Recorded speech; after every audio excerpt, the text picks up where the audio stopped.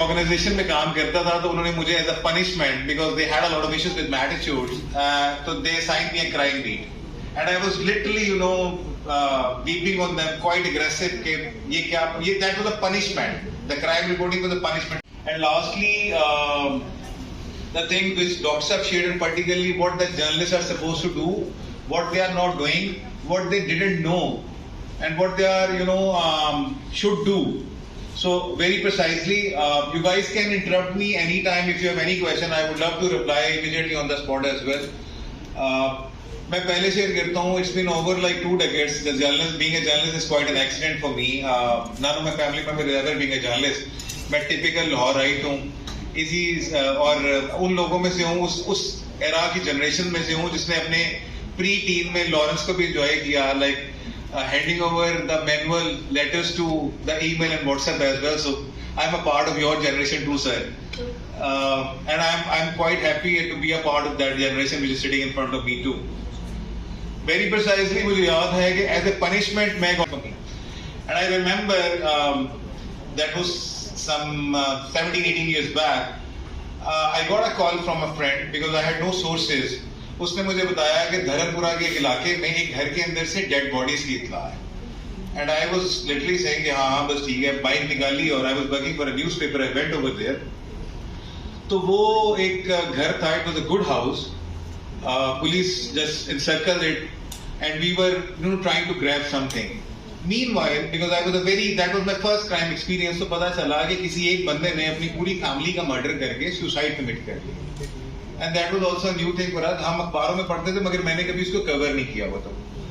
तो अब इनिशियली उस वक्त चीजें दिन में यार थी. The newspaper guys were calling me continuously and they were asking any development, anything new. और हमारी पहली प्रायोरिटी होती थी कि हाउ वी प्रूव इट कि either it was that accident. So we always need an attribution, like किसी के कंधे पे बंदूक रखनी तो कोई confess करे. और ऐसे मौकों पे, ऐसे इंसिडेंट पे we always have 2 good sources. Number 1, police who are on the spot along with the rescue teams, and number 2, the confirmation from the hospital. And along with this, if we can add it on more sources like the family member जो इसको witness कर सके, claim कर सके, any CCTV footage, any other suicidal note or something.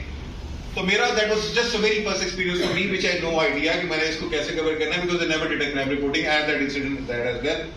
Short ये कि I found a guy जो एक rescue का था. He is allowed to go inside. अभी dead bodies were inside when we reached at the spot and police was investigating. They called that उस वक्त ये forensic lab नहीं थी तो fingerprints bureau और something होता था, उसको उन्होंने बुलाया और वो कह रहे थे. तो मैंने उसके साथ जब गप्पे शप्पे लगाई तो उसने मुझे बताया कि वो मेरे एक दोस्त का आगे कोई जानने वाला निकला है.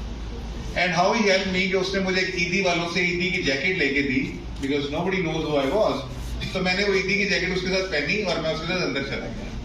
जब मैं उसके साथ अंदर चला गया, I couldn't tell you the experience. I started vomiting over there, not because of the dead body smell, because that was the scene. I can't elaborate still now in my words कि मुझे समझ नहीं आ रही थी, because I saw 2 minor kids over there and they were, I'm sorry while explaining this, but they were brutally murdered and then some bullet wounds on some of the people head over there. So मैं शायद seconds तो नहीं कह सकता मगर जितने excited और enthusiasm के साथ I entered into that crime spot, शायद उससे ज़्यादा तेजी से मैं बाहर आ गया and started vomiting as well. मुझे समझ नहीं आ रही थी कि मैं ऑफिस को क्या रिपोर्ट करूं, क्या इंटीमेट करूं, या how could I actually manage myself as well. That was a terrible experience I gone through. A couple of other reporters I requested them. Meanwhile जब मैं बाहर निकल रहा था तो जाते हुए मेरी नजर बाहर गैरेज में एक एल्बम पे पड़ी और मैंने एनी वो एल्बम भी उठा ली. उठा के मैं बाहर ले आया and for the reporting sense I did a big thing, क्योंकि उस दिन सिर्फ मेरे न्यूज़पेपर में वो सारी लाइव उनकी तस्वीरें छपी. और चूंकि मैं एल्बम उठा के ले आया और even it was a crime which I did while taking out the evidence from the spot, but being a journalist उस वक्त everything was right for us. Whatever we were doing it was all right for us. So I did that.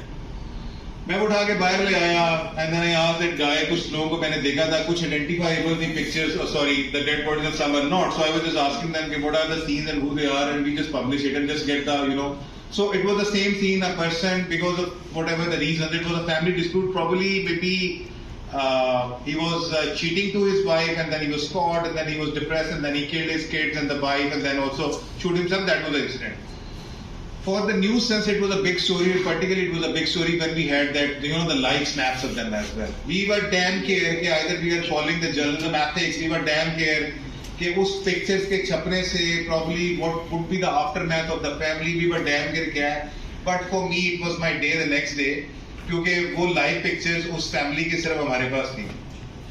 और वो एक शिया conservative family थी. तो अगर यहाँ पे कोई लोग इस चीज को अंडरस्टैंड कर सकते हैं, because whatever reporting we do so in this society, culture matters, the norms matter over in Pakistani society. This is not like I'm just working in states कि मैं जो मर्जी उठा लूँ या कर लूँ, मैं उसमें वो इस तरह के वैल्यूज नहीं है, मगर यहाँ पे वो वैल्यूज हैं. तो उस फैमिली के लिए वो बहुत था. और मुझे याद है कि the very next day, like some of them approached to my editor and they had a lot of objection on this कि आपको हमारी फैमिली की तस्वीरें नहीं छापनी चाहिए थी. हमें बड़ा मसला हुआ, लेकिन मुझे इस चीज का आइडिया नहीं था. For me it was a big day. On one hand, you know, I couldn't sleep. मैं जिस वक्त सोने की कोशिश करता था, my mind was occupied because मैंने कभी जिंदगी में इतनी खौफनाक डेड बॉडीज नहीं देखी थी.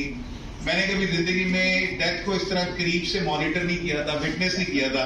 और मुझे समझ में आया, मैं जब सोऊं मुझे ना एंजाइटी फील हो, प्यास लगे, मैं उठ जाऊं, मेरे आंखों के आगे बकायदा वो एक पूरा मैप खींच जाए कि कहाँ मैं गया और क्या क्या सिचुएशन थी. अगले दिन 2-3 दिन बाद एक ट्रेन इंसिडेंट हुआ. I went over there again, the train collapse was a big incident as well. लोगों की स्वेलिंग हुए हैं, मुंह सूजे हुए हैं, कोई मरे हुए हैं अपना. बट आई कवर्ड इट, उस पर मेरे पे कोई इम्पैक्ट ना हुआ. Things going on and on and on. और फिर एक जमाना हमारे पे ये आ गया कि somebody beaten a couple of other reporters who were standing with us at the city morgue, autopsy पे, जहाँ पे वो ईद की 2 दिन छुट्टियां गुजार के गए. तो there were just 2 or 3 dead bodies and they were talking. मैं सिर्फ आपको उनका एक एस्पेक्ट दिखा रहा हूँ. and they were talking, आज मंदा है. somebody was saying, what do you mean by आज मंदा है? उसने कहा यार ईद के 2-3 दिन गुजार गए हैं, सिर्फ 2-3 डेड बॉडीज, ये तो कोई खबर ही नहीं. and some of the relatives of that, you know, one of the deceased family, they were listening. वो पड़ गया. उन्हें कहा ताड़े हस्ते कारोबार है गया, मंदा है. मैं लाइक हम यहाँ हमारा बंदा मार गया और आप कह रहे हैं मंदा है, कोई शर्म होती है, या होती है, फलां होता है. They literally, you know, not even abuse us, बल्कि मैन हैंडलिंग हो गई. और हमें समझ नहीं आता ये पागल है, क्यों लड़ रहा है. But you just imagine the experience which we gone through. अगर आपकी फैमिली में कोई डॉक्टर है तो I am sorry, you can just imagine के the way they are treating the patients, they are used to this as well. But of course वो इस तरह एक्सप्रेसिव नहीं होते. तो हम तो आपस में बात कर रहे थे, उन्हीं डेड बॉडीज में बैठ के फिर इतने यूज्ड हो गए, डॉक्टर्स के साथ दोस्तियां लगी, अपनी वैल्यूएशन दे रहे हैं, गोली इथों लगी है, गोली इथों लगी है, और अंदर डेड बॉडीज पड़ी हुई हैं. हम बाय डेड हाउस में फिल्म लगा के बैठे हुए. यानी फिर एक just imagine my experience witnessing the first crime scene, और इन 6 months एक डेड हाउस है, उसके बाद हम बीसीआर पे फिल्म लगा के बैठे हुए हैं. पूरी डेड हाउस एम्प्लॉयज के साथ फिल्म देख रहे हैं, डेड बॉडीज है, और हॉन्टिंग मूवी देख रहे हैं कि डेड हाउस में क्या होता है क्या नहीं होता. तो इस लेवल पे हम गॉन थ्रू करके हुए थे. हमारी जो सिक्स सेंस थी या सेंस ऑफ फीलिंग और इमेजिनिंग द क्राइम सीन था, वो इस हद तक डल हो गया हुआ.